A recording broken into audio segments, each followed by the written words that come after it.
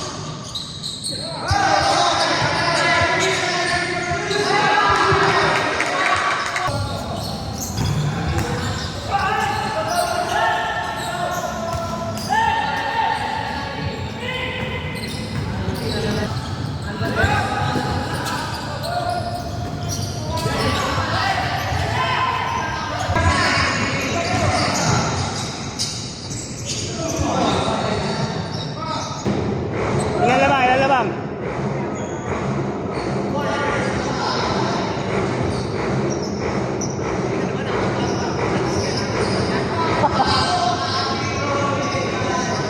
Ilan labang?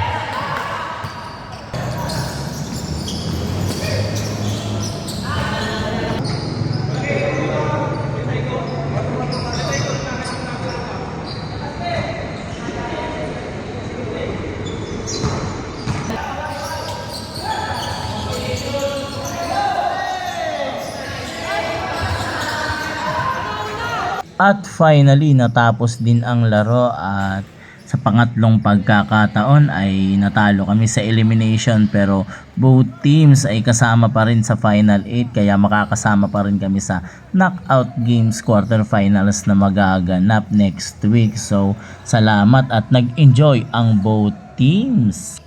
Yo mga lods mga sir, talo kami pero okay lang, no? Ayan, relax pa yung mga kasama ko, mga lods mga sir, oh.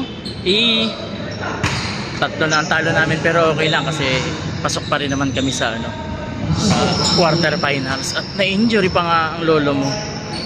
So nagsisimula na yung laro. Ayan, second game at kasama ko si Idol MM, yun. So bawi na lang next game at tamang pahinga muna at nadali mga idol. So paano yan? Uwian na after nitong second game mga lods.